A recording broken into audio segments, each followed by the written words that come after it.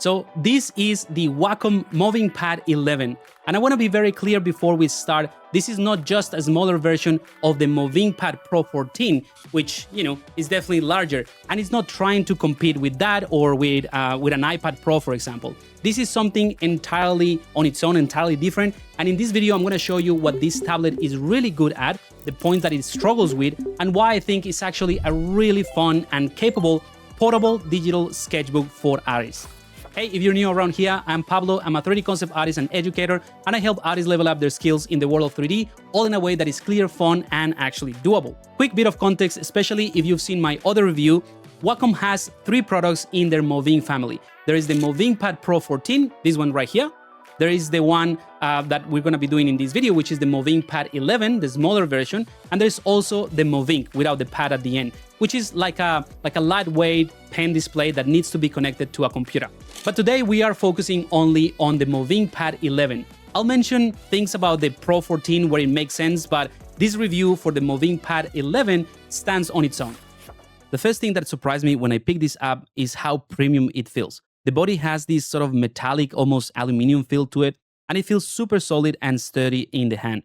Interestingly enough, it actually feels a bit thicker and almost heavier than the Movink Pad Pro 14, which uses an acrylic style material. Not in a bad way, just different, and this one feels very robust, just like something that you can throw in a bag without worrying too much about. One thing that I really like about the Movink Pad 11 is the cover. However, on an important note though, this cover is not included. It's an optional accessory, and that said, I genuinely liked it a lot. It wraps around the entire tablet, and it has a nice place to store your Pro Pen 3 so you don't lose it, and the lid itself falls into a really nice kind of like drawing angle because of the last bit of that flap, and once you add it, it really feels like a self-contained sketching setup. I just wish that this cover came with the box. The display here is not an OLED display like the Movink Pad Pro 14, but it is still very, very good. Colors look nice and vibrant, the resolution obviously is very sharp, and for sketching and drawing, it feels great. At more extreme angles, it's not as vibrant as the Pro 14, but in a normal use kind of scenario, it's absolutely fine. You still get the Pro Pen 3 here, same pressure levels as the Movink Pad Pro 14, same 60-degree angle tilt support, and the battery life has been absolutely fantastic for me, even with long sketching sessions. Performance-wise, this is very much an entry-level to kind of like mid-range tablet, and it's running a MediaTek Helio G99 processor. So yeah, it's not like the powerhouse that the, Movink Pad Pro 14 is, but honestly, for what this tablet is meant to be doing or what it's meant to do, it works great. More than just a bunch of specs on paper, this is more about whether it lets you sketch, explore ideas, and really enjoy the process. Honestly, it's the closest thing to pen and paper, but obviously digital. So most of the apps that I show you in the review of the Movink Pad Pro 14 work really nice here too, especially for sketching and ideation.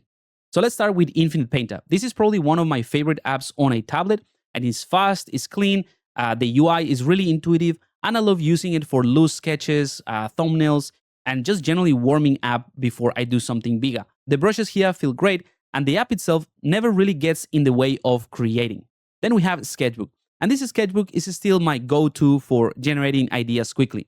I use it a lot to explore shapes, to try out different silhouettes and composition, especially with tools like symmetry. I usually start with something that looks nothing like the final sketch, and then I just let the idea or the concept evolve over time from here. Then we have Concepts, and Concepts is a fantastic sort of thinking app. It's more of an app for planning and taking notes and ultimately like problem solving, but visually, rather than creating any finished work. I use it quite a bit to do some course ideas, workflows, or just sketching things that I want to build or make later on. Then we have HiPaint.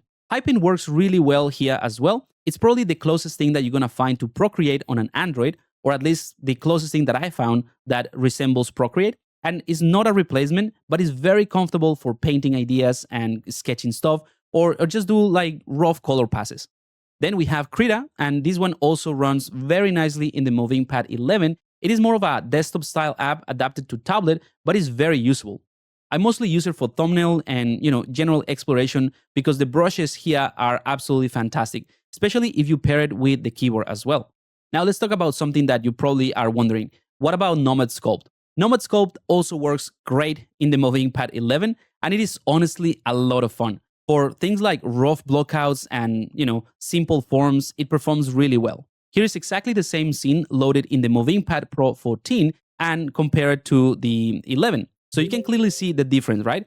On the Movink Pad 11, there is a clear, noticeable lag compared to the Pro version. But just keep in mind that this scene that I'm using for testing has all the rendering and the post-processing enabled. Lighting, global illumination, ambient occlusion, everything is right now computing. So for the tablet in this class, that's actually pretty impressive that it doesn't crash. In fact, if you remove all the bells and whistles for the render and just focus on the sculpting, which is likely what you want to do with, a simple matcap, it will work totally fine and is barely visible or barely noticeable any type of lag.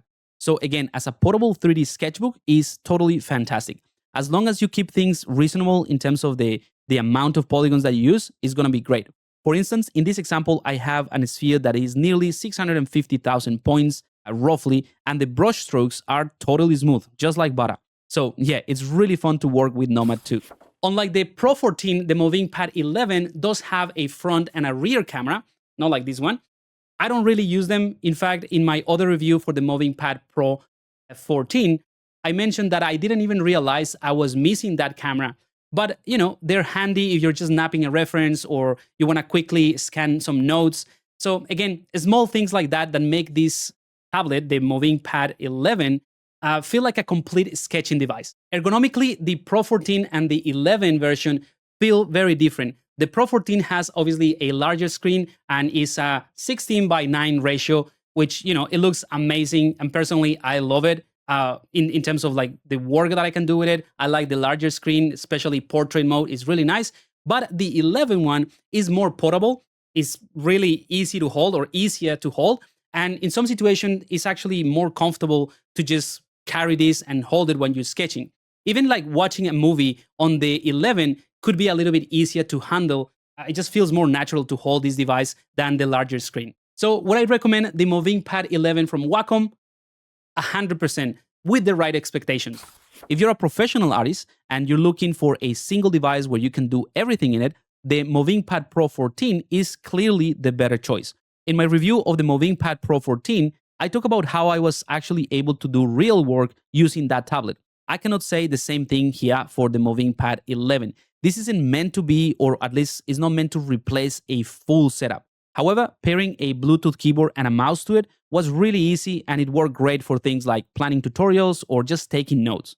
Personally, if I couldn't get the Movink Pad Pro 14, I would absolutely still make this one, the Movink Pad 11, part of my gadgets. This is a tablet that I can just throw in my laptop bag and sketch on it. I can take notes, I can explore ideas, I can block out concepts in 3D for sure, and then I can use my PC at home to do the heavy lifting. One thing that is worth mentioning is that the Movink Pad 11 also has the instant display feature, but again, it's just a beta. This is currently in beta, so some things are still a bit clunky, but the potential here is huge. If you have a powerful laptop, you can still use its power while, still taking advantage of a Wacom pen display capabilities. Basically, a tiny mini Cintiq on your back. So no, this isn't an underpowered Pro version of the device. It's just a different tool. If you treat it like that, it is great. Treat it as a portable digital sketch. The Movink Pad 11 is actually really solid and it's a super fun option. But like I said, with the right expectations.